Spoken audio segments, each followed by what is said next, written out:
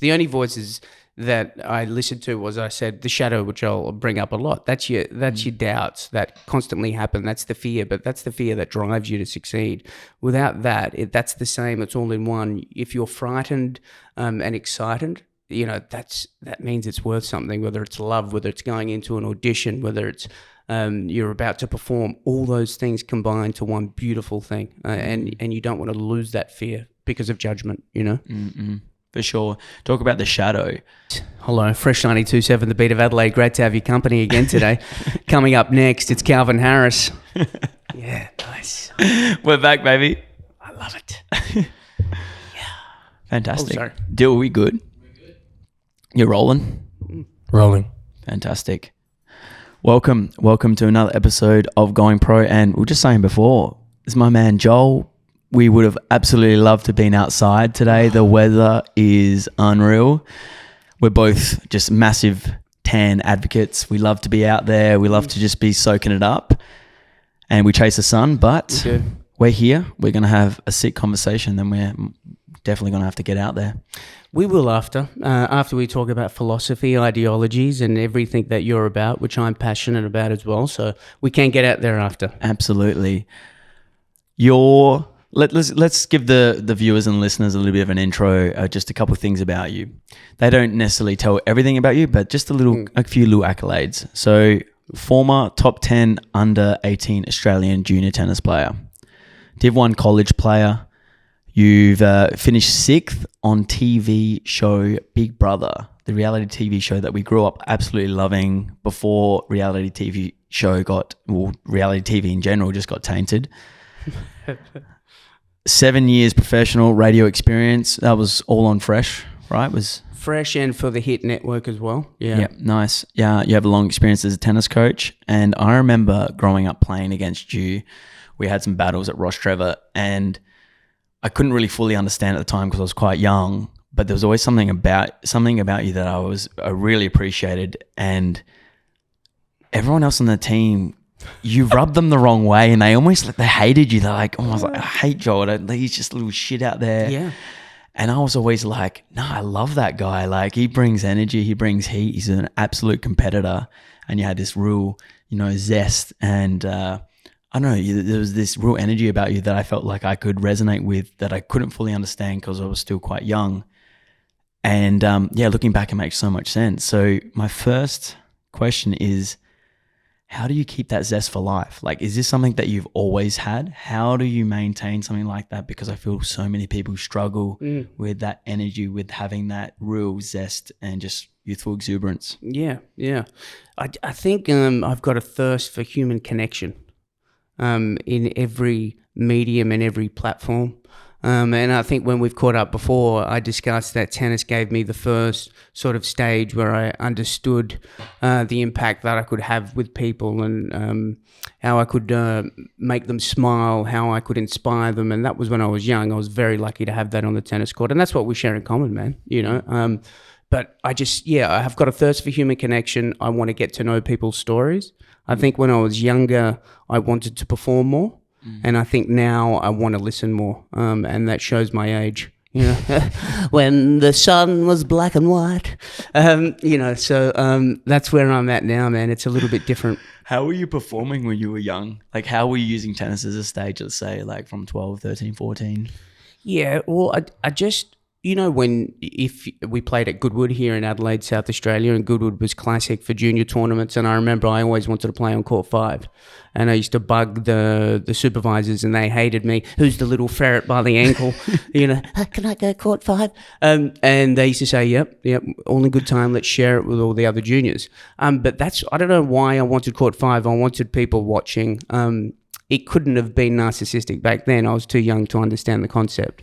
So it must have been because it was the first place where I was accepted. And I think I mentioned to you as well, my family background wasn't conventional. I didn't have parents coming to watch me or a lot of support in that manner. Other parents watched me when I played.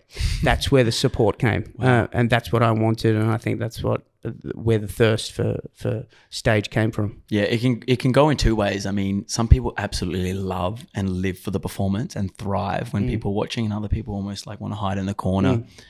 and not want that pressure or not want people watching. And I feel like there's parallels for sure when if there's the big court available, I want the big court. I'm going out there with... You do as well. Yeah, I love it, man. Yeah. I want to be seen, and it is a performance thing. It is I want to show what I can do, and I feel like it almost helps me elevate my performance. I feel like I then shine even more rather than just being on the back courts, which I can absolutely compete and have a great time, and I'll never give up, and I'm an absolute hustler and competitor. But yeah, I've seen it. And without getting too narcissistic, talking about ourselves too much here, you asked me why I love being on stage. What is it for you that, can I ask? I know that you're doing the podcast, but why do you love it so much? I think it's a chance to express yourself, and I feel it makes me almost accountable to be more creative and be more focused and allow myself to really shine and enjoy the experience.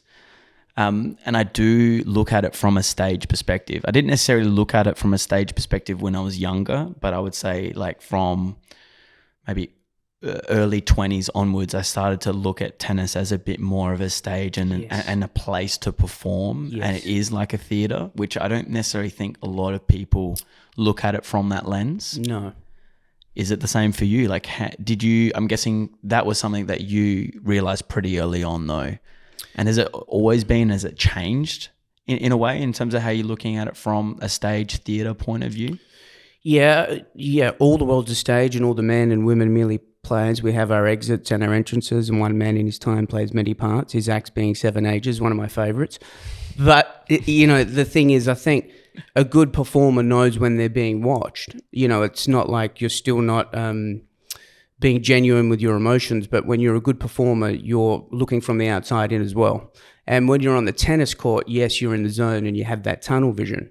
But I think there's a space for entertainers on the tennis court too. I don't know if everybody can do it, but that's what I love about it. It's changing. Yeah. You are seeing some more entertainers actually having a career. Yes. And it's interesting to observe the dynamics with these entertainers that find pockets where they actually become more competitive, where they get more serious, and then they go into being more entertainers. Where's that balance for you? Because that is a really tricky balance, trying to be a performer, but then also really being locked into a focus zone as well. Yeah, good question. But, I never made professional, so I couldn't say it on that level. I was, semi-professional, playing college in Division 1 and playing at a good level. The balance was when I played my best tennis, I was locked in. Yeah, I really didn't get a chance at 5'7", not a massive serve. I didn't get a chance really to play too much. So it happened most probably earlier days, now later when it's a little bit more social, a little bit more fun. But if I was locked in, there wasn't too much room for me to be able to, look at it as a theatre because I had to survive. I'm playing against behemoths and people with a massive amount of skill and talent, and I knew my limitations. I was just a little ferret, that just used to be able to go from baseline corner to baseline corner, and scrap, and you would know that by for sure the matches we had. Yeah, matches we had, and fellow scrapper as well. Yeah, we had entertaining scraps. Yes. I wish I had more talent. For sure. I mean, it's hard. The height thing is massive. I mean, it makes a massive difference. Were there some key matches or key moments that you remember, like from the tennis journey, that stand out that you still have thoughts about or still think about from time to time?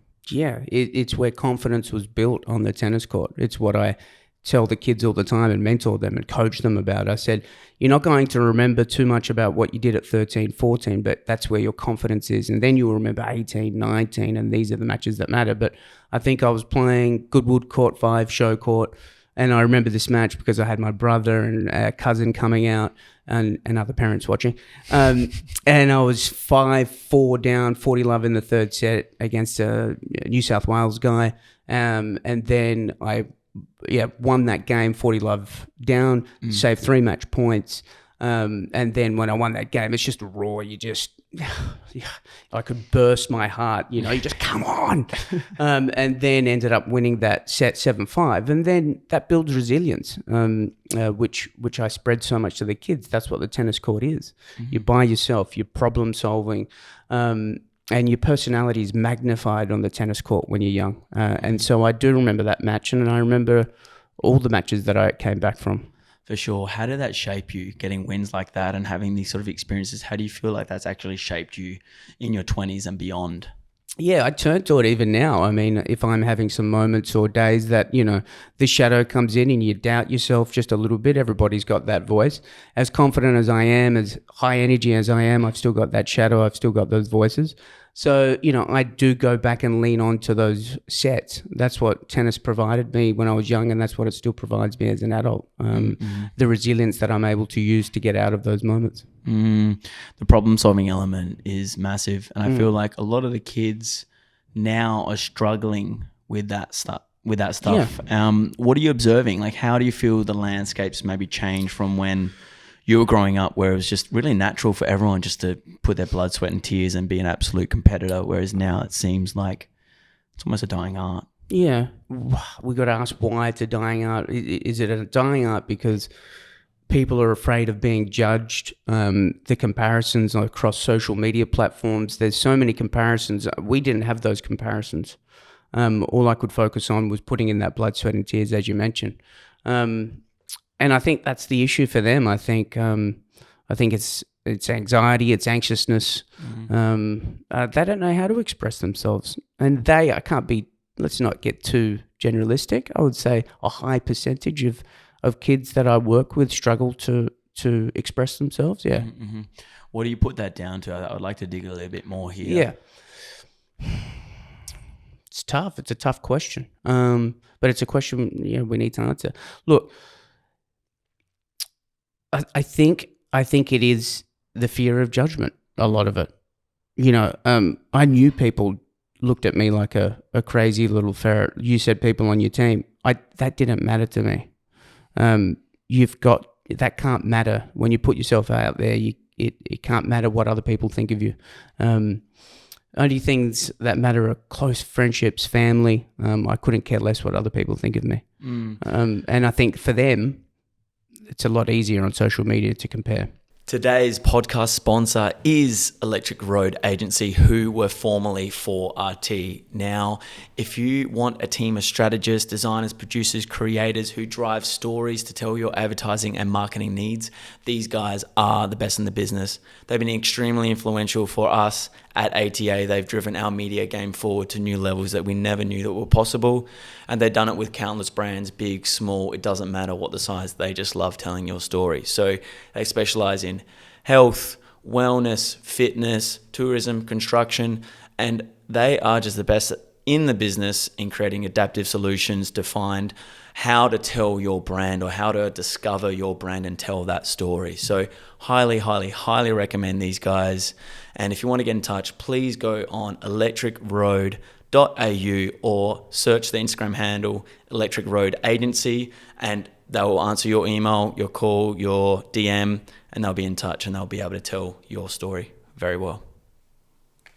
Yeah, the landscape's changed because then the conversation continues after that. Like you're having that moment and you couldn't care less, but then let's just say social media and technology is now in that time that when you were growing up, you would go home and then it's almost like you might put up a story or certain things are on social media, and then it's almost like the conversation of what happened on that day continues afterwards, and then you kind of hear those thoughts. You hear those when you were growing up, you didn't hear any of that. You were completely disconnected from that. And I think now it's gotten to a point where we're hearing too much. Yes. We're seeing too much and we're hearing too much when we're not, as humans, we're not meant to have this much information and this much thoughts coming at us from different angles. We used to grow up in small communities, and now kids know so many people and have access to so many people that it's just like, gone a little bit crazy. Yeah. A little bit cuckoo. Too many voices. The only voices that I listened to was, I said, the shadow, which I'll bring up a lot. That's your doubts that constantly happen. That's the fear, but that's the fear that drives you to succeed. Without that, that's the same. It's all in one. If you're frightened and excited, that means it's worth something, whether it's love, whether it's going into an audition, whether it's you're about to perform. All those things combine to one beautiful thing. And you don't want to lose that fear because of judgment, For sure. Talk about the shadow. Is that something that you've learned through philosophy and actually doing some extra study? When did this sort of knowledge about, like, I guess, consciousness and your thought patterns start to come into play? Yeah, I think. I mean, I've always wanted to reflect and understand as to why I am the way I am. So you break it down to things like you've got your inner child, you've got your ego, you've got your wise person, and you've got your shadow, and that's how I consider the different entities that are always circling around me. And the shadow is the one that, that always has doubt. Before I perform, if I've got an MC event in front of, more recently, what was it this year that I did the Adelaide International, and that was the first time doing tennis announcing.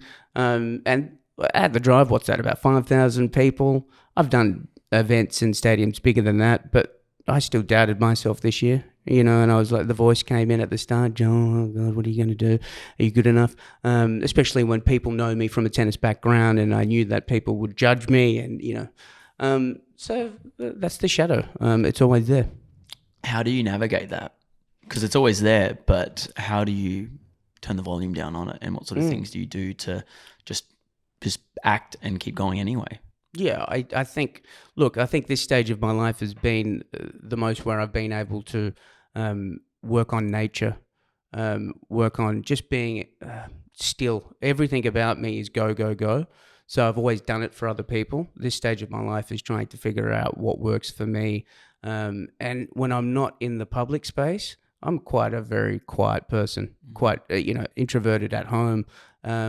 It's simple things for me, gardening, working on the chili plant. It's that. It's not too much more. It doesn't need to be. It's not that serious, yeah. And then going back to the moments where I've overcome, of course. Yes. And that helps. Yeah, I think you're feeling the temperature of where you're at and what you need now, which is really special, because I think a lot of people can get lost that have your sort of energy, because it can be go, go, go, really just like extroverted, and it can be like very intoxicating that they can get lost and wrapped up in that and potentially steer on a bad path. But at some point you got to get the balance right and quieten down, because you can't be that sort of intensity all the time. It's too much. No. Yeah, my father said you've always been on the merry-go-round. And he said this is the first time where you're reflecting through university again, studying full-time as a mature age student, a lot of writing, for literature. And so this stage of my life has been that. But before that, it's just chasing, media, chasing dreams, being on stage, doing so much of your public, face. So this is a very good time. Amazing. Does it come from either one of your parents? Are they more tilted the way you are? Dad's got a big ego. God, seriously. If we could get him here, he wouldn't shut up. But no, he comes from Dad, a former politician, and who represented his constituents in the seat of Hartley, which was, very ethnic area of McGill, Payneham, Glynde, and those areas. And he always, empowered me with the connections with people and talking in front of people and how important that is. So I think Dad has played a big part in that. Did he ever, I guess, stress or worry about your pathway where because I was the same, where I just floated and tried to figure things out. I didn't want to do a conventional path, and for an ethnic Italian dad, that is alarm bells freaking out. Well, let's put the alarm bells on. I'm a 40-year-old single, straight, mature age student at university with no family, with no partner. How do you think those alarm bells are going for an Italian father who thinks family is everything? I think they're goddamn ringing hard. I think it's keeping him up at night. I think it's keeping all my family up at night. That hits hard. And he still worries now. Yeah. And that's okay because we talk more now. He said that when I was younger, I didn't have the years to listen and he didn't have the time and he didn't being so busy with politics. And we've got a beautiful relationship, but that's a whole nother lane to go into. When you're older, you have more time. Yeah, for sure. No, definitely parallels for my relationship with my dad there. Yeah, definitely. You went to college tennis. So how did that eventuate? Because now college is becoming a massive pathway. For people, and a really like positive pathway to get to have life experience, to really build on their tennis journey and actually maybe have a platform to go somewhere with it afterwards.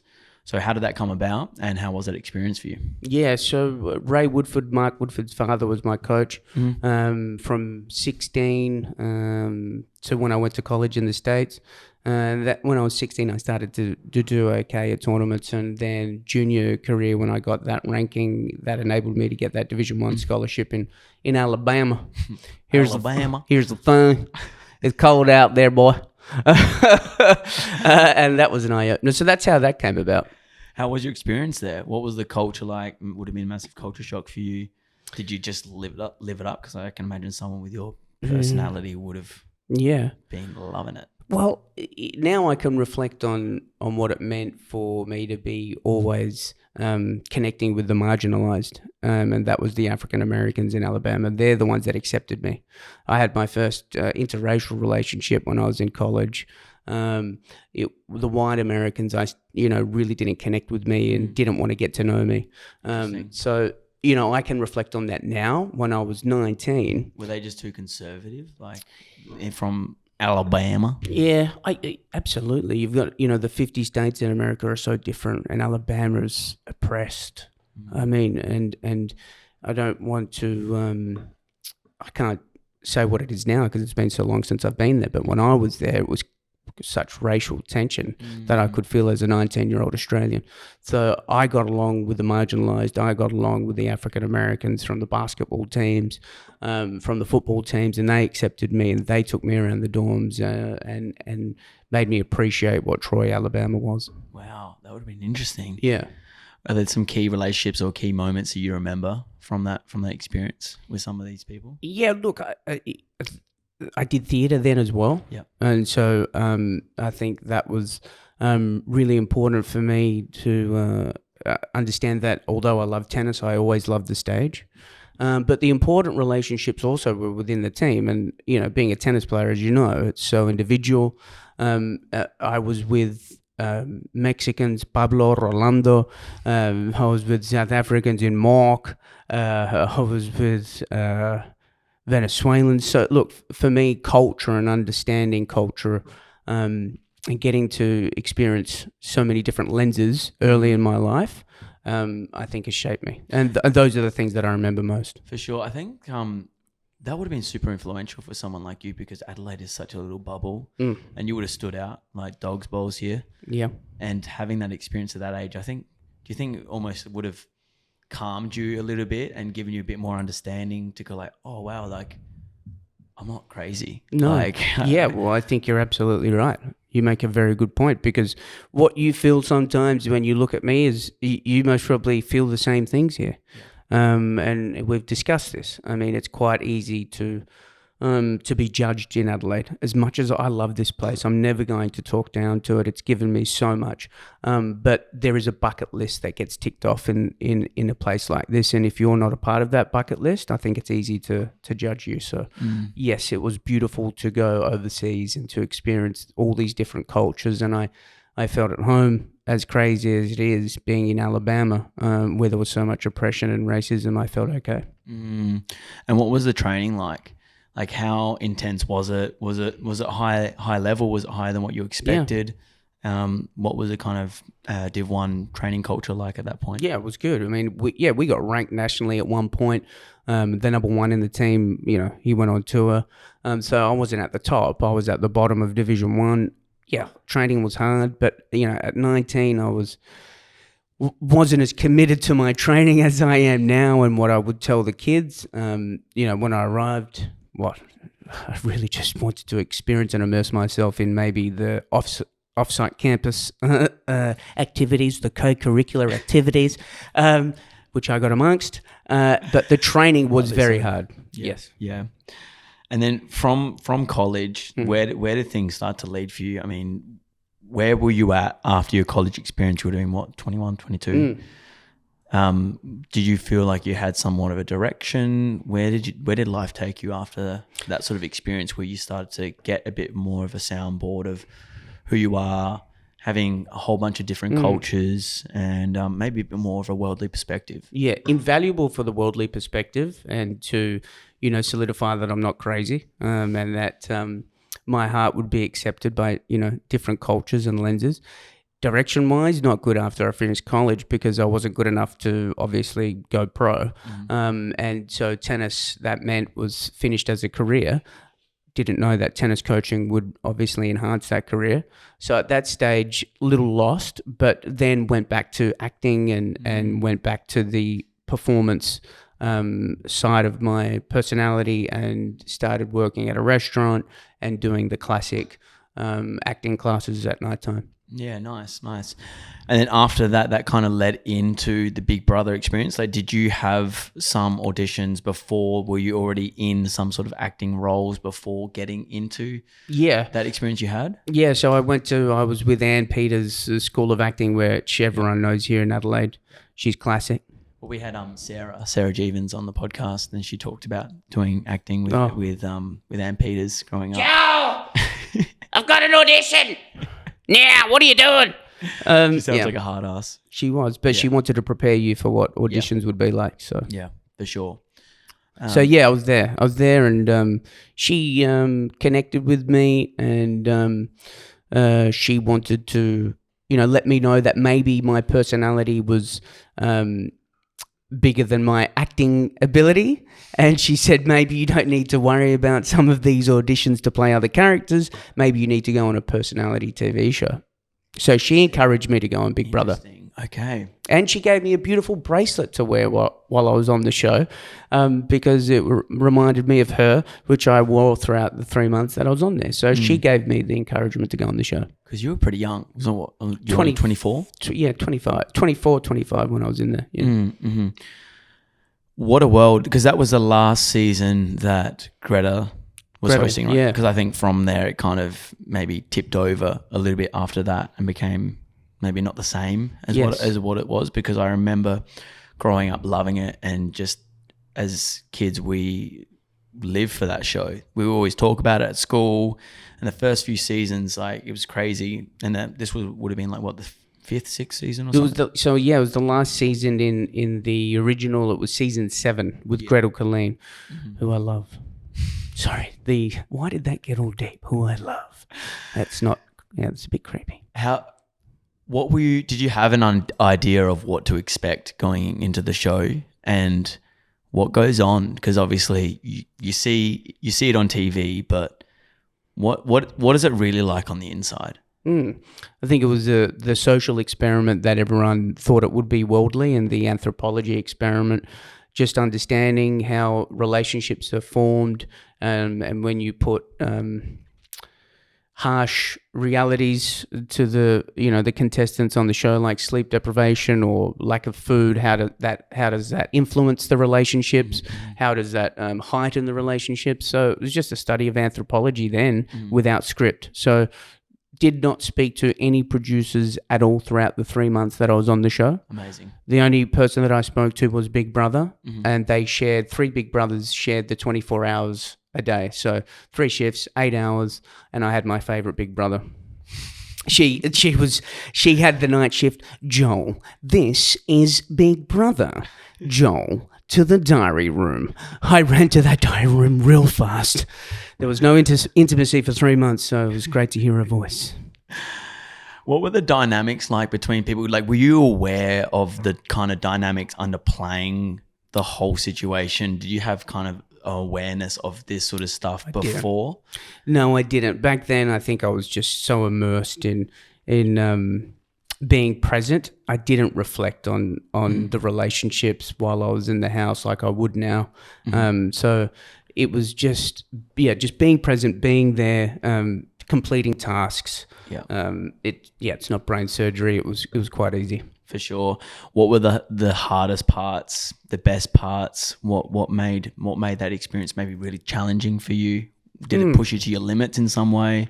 Yeah, I think I don't know. You've touched on it a little bit. I think some people had perceived me as being the clown without any, without the ability to make decisions and always sitting on the fence. Always protecting myself from the many faces that I put on. That's what they used to say to me in the house. But I just feel like, when you connect with people, that's when you genuinely show them your face. And if you don't connect with people, why give them your heart and soul? I give them to kids now because kids deserve everything. Adults, I choose. That's my choice. But so then, it's a really interesting point. Yeah, I was the same. Yeah. I found a way to protect myself. Yeah, I did, with the many faces that I put on. But if I felt that someone wasn't genuine, why do I need to go deeper into who I am and show them the layers that we all have? That's what I was able to do in the house. Yeah, that's a really interesting point. I think there's actually some really good gold there.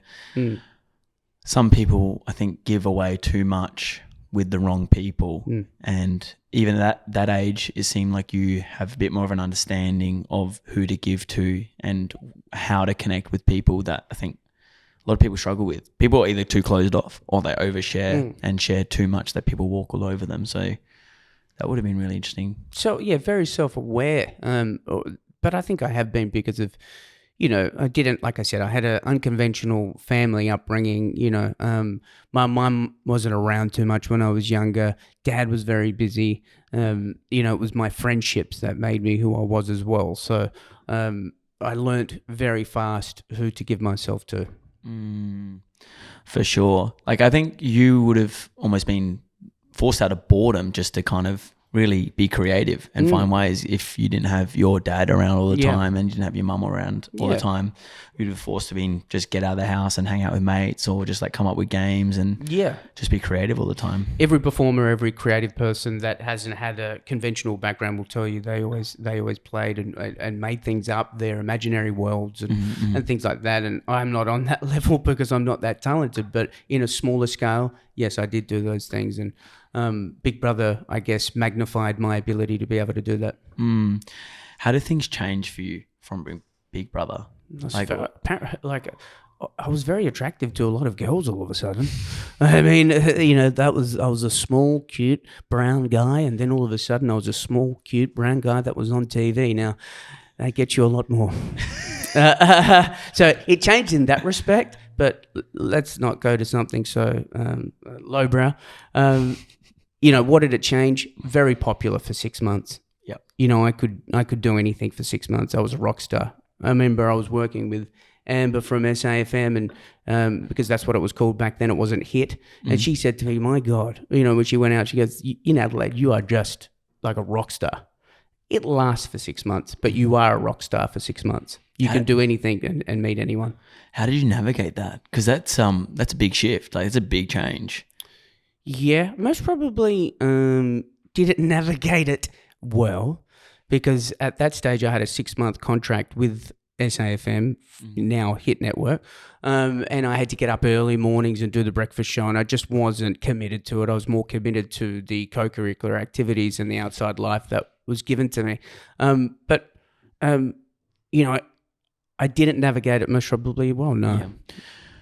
I mean, in that season when you're top of the list and everyone's the summer of Joel. Oh, great summer. Wow. The glory days. So it sounds like you absolutely lapped that up, and I did. Yeah, power to you. So you should. Yeah. What happens when the summer of Joel turns into a bit of a winter after that? Like, how did you navigate that change, and what was that like when you weren't the flavor of the month? Yeah. Well, every stage of life provides you with this wonderful learning experience, and I knew that I was talented somewhat in entertaining, so I knew that I had to work at it a little bit more. So that's when I started working at Fresh 92.7, a great community radio station here in Adelaide, which is unique because you don't have to follow a very cliche format in commercial radio. So it really allows you to find your voice, just like it would regionally anywhere else. But Fresh is a little bit different because it's almost like a metro radio station here in Adelaide, right? So yeah, for me, after the show and things didn't, I lost my contract with the Hit Network. I lost my contract with the Harry Miller Group because I got signed to a big talent agency. Then it made me say, okay, Joel, if you want it, now let's work like everybody else worked at it without getting on a reality TV show. That's interesting. Yeah, it would have kind of get the cogs going. You would have been fired up to just get amongst it again. It did.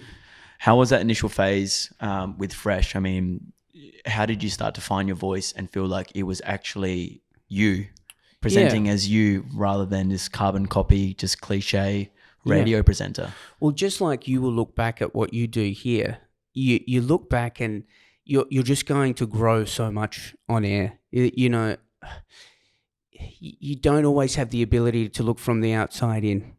And so when I look back to some of my talk breaks there, it's a lot of show.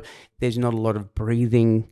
You know, it's just high energy. Like I would come out of a break, Fresh 92.7, the beat of Adelaide, Calvin Harris, it's coming up in the next 2 minutes. Whoa, whoa, whoa.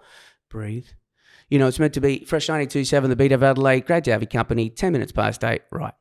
And then pause, break, go into it. But for me, I think I was just immersed in the energy which you mentioned at the start of this, and that's what I wanted to bring. So I found my voice most probably after a couple of years at Fresh and realized that I didn't have to always be that high energy and that people do need to take a breath and I need to take a breath. And so, yeah, that happened.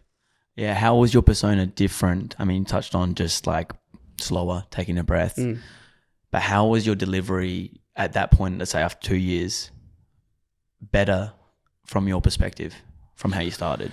Well, I just had a nice, influential program director there called Tom Martin, who now works, for your Triple M's around the country, and he gave me a lot of time with talk breaks and really gave me some great advice, air checks, which everyone does, but he didn't have ego attached to those air checks because when you're in a position of power in radio, air check, right, come in, let's just do this.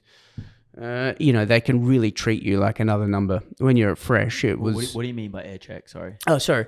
So you'll go in, so you'll do the show, and then they'll air check maybe 15, 20 minutes of the show. Yeah. Or, 2 or 3 talk breaks. So you'll be air checked on what we're doing now. Luke, Joel, which one do you want to do? 5 minutes at the start, 10 minutes, whatever it is.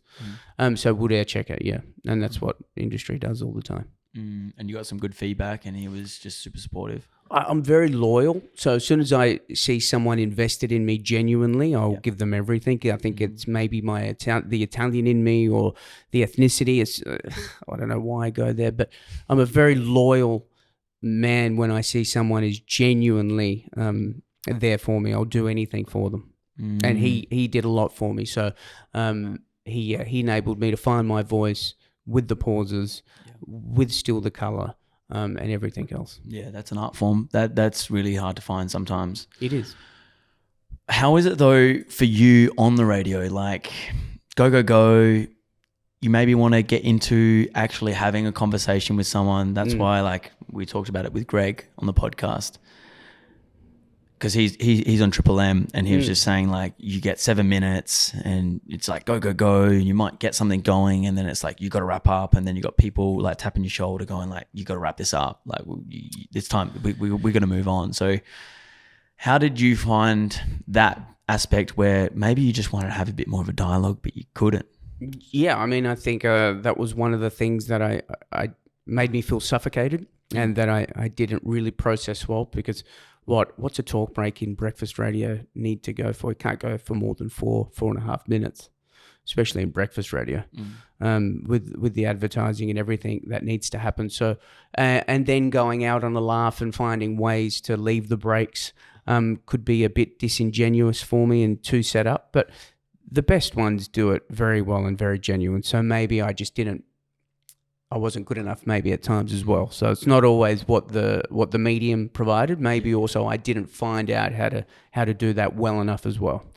Do you see yourself in more of this sort of space? Like, does this space entertain you at all in terms of a podcast sort of setup, long form conversation? Do you consume long form conversation a lot? What's your take on kind of like maybe radio dying a little bit and podcast and these sort of conversations becoming almost like the new media that people tap into? It's very relaxing. We could be here all day, but that sunshine, we wouldn't be able to get out there. But no, I love the medium. I mean, yeah, I do enjoy it. Look how genuine it is. Yeah. Like, there's just no rush. I can really process my thoughts and the questions you're asking.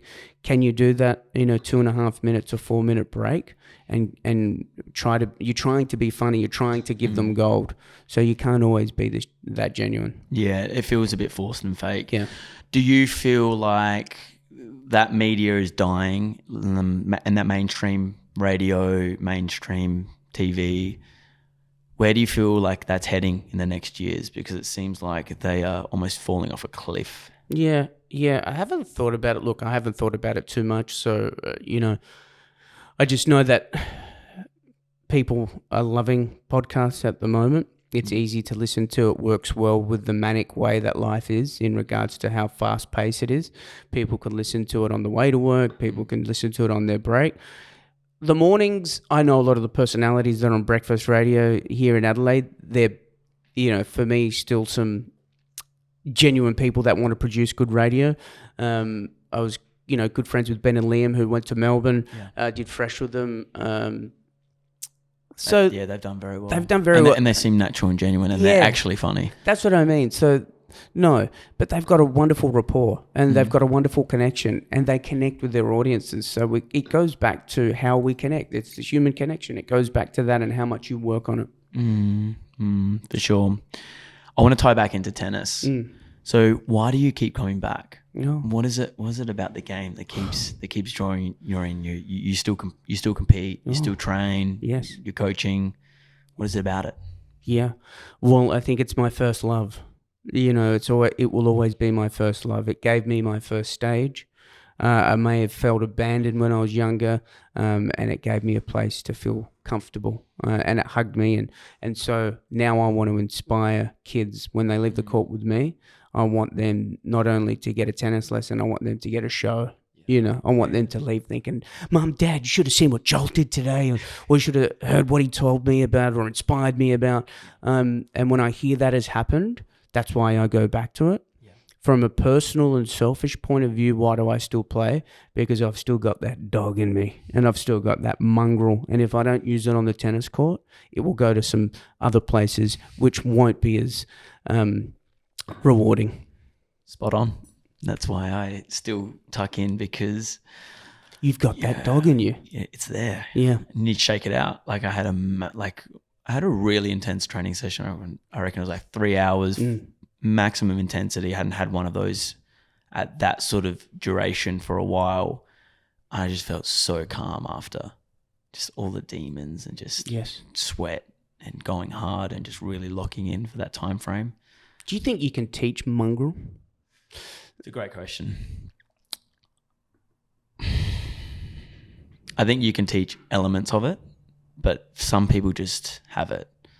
I think having that Italian background, that real instilled ethnic hard work, got to sweat, got to grind, and just like Eastern Europeans, they have it as well. I think it comes more naturally. Even Dylan here, like your family is super involved in that way, like just Vietnamese hard work, you got to grind. So I think that plays a role, but I think you can teach the values and the principles that surround that to have elements of it, I would say. What do you think? Yeah, I think you answered that well. I think you can teach elements, conceptual tools, but you can't give someone your heart. You can't give someone your soul. That's a part of you. And so I leave some days just wanting to give more, and I realize that I just can't. And some people don't want to be like that too. Some kids are just, there because it's a social thing. Some people are there because maybe their parents force them to be there. No, I'm very lucky. I don't have too much of that. But I think, I don't know if you can teach mongrel. No, I'm not sure. No. How do you go about teaching some of these kids that everyone has a different personality, everyone has different pathways? How do you go about teaching and helping these kids on all of the different pathways that they're on? Well, I'm very lucky that I've my best friend and also my mentor in tennis is Luke Smith, a former NCAA champion for UNLV in 1997 in singles and doubles. Amazing player. So, when I started coaching, he just said, let's just make sure that players can be the best tennis players they can be. And whatever that is for now, just make that happen. So great philosophy there, very simplistic, but I'm not selling them dreams and neither is he. And that's very important. Yep. Especially in tennis where it's the same as the arts where you've got so many vulnerable people wanting to make it. If you sell too much of the dream, I think you're moving, away from what we're meant to be doing as teachers and educators. Okay. But for me, I was very lucky to have Luke. And so when I teach kids, it very much is that. That's the philosophy. Let's make you the best tennis player that you can possibly be at this time. Give you as many, skill sets and key points to work on, and let's have fun doing it. It's not too much more than that. Yeah, it's really helpful that you have Luke there that just backs you in. It says, Joel, I trust you. You do you. Yeah, and it does. I know that you're going to be great with the kids. Yeah. What sort of things do you help? Where do I want to go with this? I had a thought, lost it for a second. How do you help kids with more the stage element, the theatre element, and the personality element? Because I feel like that's a massive point where I feel like some kids are struggling. How do you help them with understanding their identity and how they can actually use their personality on the court a little bit more? Talk a lot about body language. Talk a lot about putting, let's just keep your chest up, head up. I said, it's not about being me because that's who I am and my unique voice. As a teacher, you can get caught up saying, this is what you've got to do. It's not about that. But where is your inner child? Where is your stage person? What would they do? So I talk to myself a lot. I'm a commentator on court. Yes. That's how I do it. But what are they going to do? And I always ask them what you do. They say some cliche things, strings, towel, which is great. It's a good starting point. It's a good starting point, but it doesn't help them. So look, long term maybe, I think it's hard. I think it's one of the hardest things to teach. Have you had some success with kids that you've been maybe working for a longer period of time? Like what sort of breakthroughs or what sort of things have you noticed in some of the kids you work with for that sort of duration, maybe like over a couple of years? Yeah, I think it's when I see them not wanting to leave the groups that I do when they're hanging around. When I finish talking, you can see them, they want more, or they will play afterwards. They won't leave the court. So I know that I'm getting them to enjoy this game like I've absolutely loved it. So that's, I think, the progression and the growth that I've seen and that I'll continue to work towards. You don't always get to see it as a coach, and that's the hardest thing because it's not tangible all the time. No, it's not. And you don't get to watch them in match play as well, which is where the huge breakthroughs can come through, or you can actually make more impact because you can see and identify exactly what's going on. Something you don't get to watch all the time, it can be a little bit tricky. But look, them turning up with an enormous amount of enthusiasm and giving me their ears and eyes, that for me is enough. Yeah, that is enough because of how distracted everyone is and how many options there are. Yeah. And the fact that they're engaged and they want to be there and they're listening to you and they want more, that's a really good step. That's a really good step that I think is important because, kids are just having so many different pathways, and the fact that they want to be there in a challenging game like tennis, that's awesome. Yeah. Yeah, I think we're retaining a lot of good kids, so I think we're on the right track. Awesome. And what about your journey outside of that space? Yeah, you're studying again. Where do you want to take this theatre performance zone that you've been in for most of your life? And is there a way that you want to merge it more with tennis, or where do you see them kind of fitting together? I don't know what the next stage will hold. After I finish my degree, I'll get the quintessential arts, which billions of people have. And then after the arts, I'll get the Masters of Teaching, and then I'll decide what to do, which pathway to go. But I think this stage of my life was just about investing in myself again and reflecting. And then whether it is doing some drama teaching and English teaching for middle school to high school, it's the most noble thing we can do is to teach. And my father's instilled that in me, and I'm a very passionate educator. So I think I would want to spend some years maybe in the classroom. But then the selfish me does want to continue to put myself out there and find maybe another stage to perform on, and not for, maybe for selfish reasons, maybe. And I enjoy doing it, so I don't know. I really don't know what the next stage holds, mate. It's exciting. The unknown is exciting. Yeah. Is that something that you have always enjoyed, just the kind of the uncertainty around what's next, but just always having this faith and trust that you back yourself in to figure it out and find ways? I'm a dreamer with not a lot of money, and that's why I'm single. But there's certain people that will fall in love with a dreamer. But no, what was I saying? What was the question again? Because I got caught up with being a dreamer, and that's what dreamers do. They become a bit aloof. Can you take me back? Pretend that I'm a student and take me back. Just talking about the next stages for you. Yeah. I don't. Was it always like that? Do I need? Look, the uncertainty. I love being out of control. That's what you asked, and thanks for taking me back there. I don't always need to know what's around the corner. Yeah. Do I get anxious? I also know that I'm very privileged. I'm very lucky that I've got a business to work with Luke. I know that I'll be okay after studying. I've got skills that I can always turn to. I can MC. I can tennis coach. I can get back into radio. Yeah. I'll be able to teach. I've invested in myself through different stages of my life. Yeah. It hasn't always worked out to the highest level. And that's okay, because as we know, success is subjective. And they'll say, but people with no money say that. But it is sometimes, so I don't need the certainty of knowing what's next for me. No, what's next for me will be learning and growing and investing in myself so that I can leave this place better than the one which we arrived in. And that's the most important thing for me.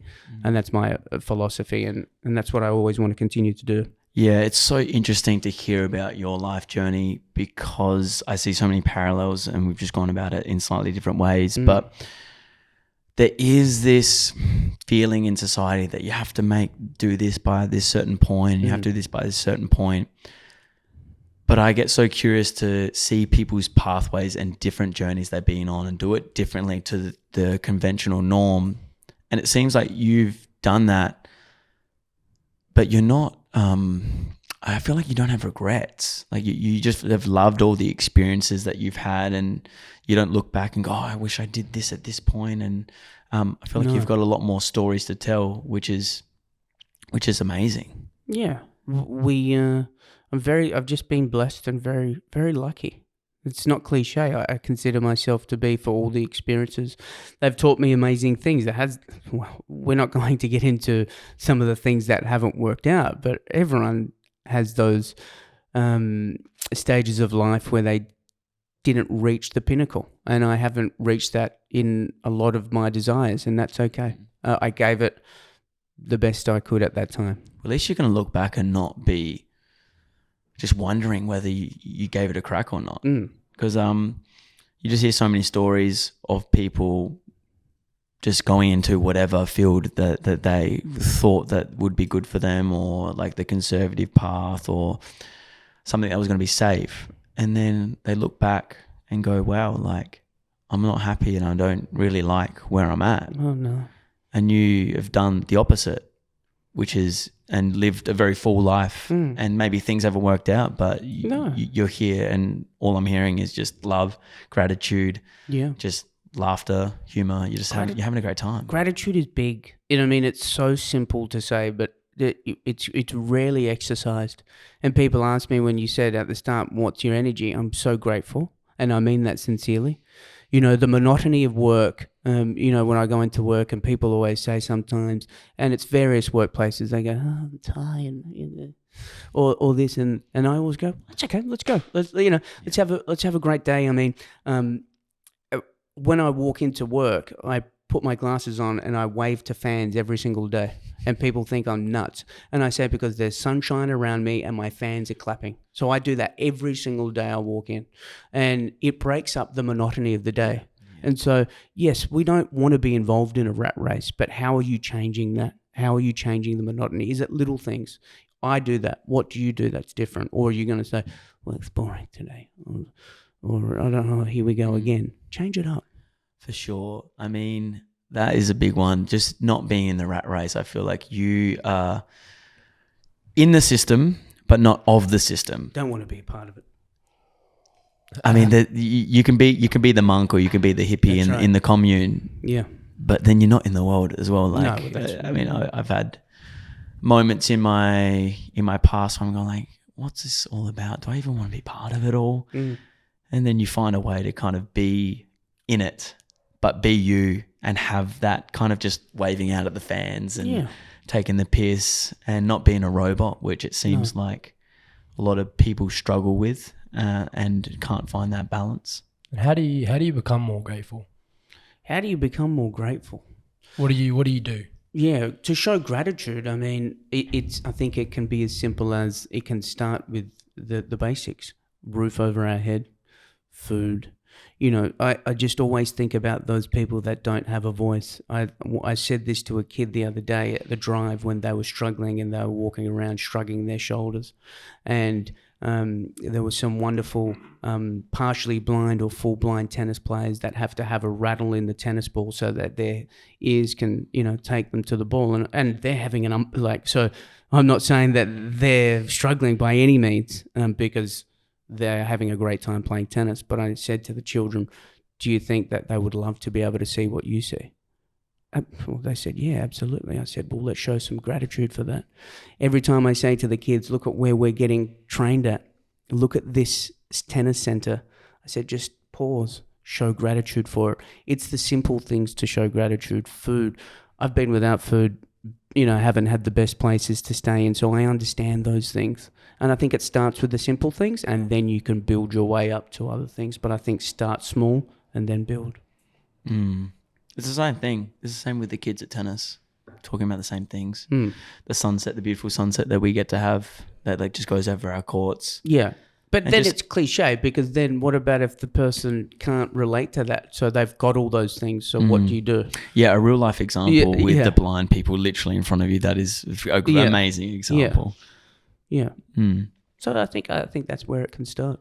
Yeah, it's interesting to see the kids almost like in real time process that gratitude of thinking like, oh my God, like people don't have food. People don't have shelter. 13, 12-year-olds. I mean, you're not going to have those conversations with older, but Yeah, of course. But it's just interesting to see that they all just come from great families. Yes. Like they're well off. They've always just basically got what they wanted. They've got a phone that can give them any information they want in real time. And that little zoom out is big. And I think that's why so many kids and people in general are actually not really happy at all because they can't zoom out and go, well, I'm actually so lucky. Would that be one of the things that you find to be the biggest challenges with your coaching would be gratitude? Would that be the hardest thing to explain to a child what that is and how to attain it? Definitely. It seems like they don't have the perspective to zoom out and they get so caught up in what's going on now. And they can't make sense of certain past events and where things are going into the future. And they're just so wrapped up in this moment and then wrapped up in their emotions and not having tools like you're talking about. So it's a challenge. It's a real challenge to actually get them to understand. And it just takes time. It takes a long time. Like it's not something you just click the fingers. No. It's it's a massive perspective shift. And we still struggle with it as well. Well, I do. I still struggle with gratitude. I can sense. That's why you asked. He's looking at me. When I said it, he's like, "You bastard. How do you show it? How do you do it?" Yeah. But can I ask why? No, well, yes, you can ask why. Because I was just on placement. I'm studying physio, Okay. and I was just on placement at Hampstead Rehab Centre, and all the people in there were just like messed up, like neurological disorders, and then amputees, and then just hearing their stories. After that, I just went home and I felt grateful, but then only for a day. And then you go back to normal, you kick a fuss over a red light. Yeah. And you just lose perspective. And which I think there you answered, because I think gratitude is something that needs to be practiced every day. And so once you have that moment which you had and you're enlightened, then how do you practice that every day? And there's great proponents of it, and there's people that have books, and there's people that have wonderful programs at the moment. It needs to be journaled. You need to write it. I don't do it every day, and that makes me upset. But for most days of the week, I think I do it. For sure. It's big. But I wasn't thinking like that at your age. I feel like it's really rare to actually have the perspective that you have and actually want to seek it, because it's important. It's really important. How old are you? 21 today. It's actually his birthday today. Happy birthday. Oh, thanks, bro. 21. Yeah. I don't know if I was really practicing it or being as inquisitive and curious as you are now. So without being patronizing, I agree with Luke. Yeah, our man. Yeah. Our main man Dill is flying. Yeah. Happy birthday. Thanks, bro. Where to from here? Like, I mean, we touched on it, but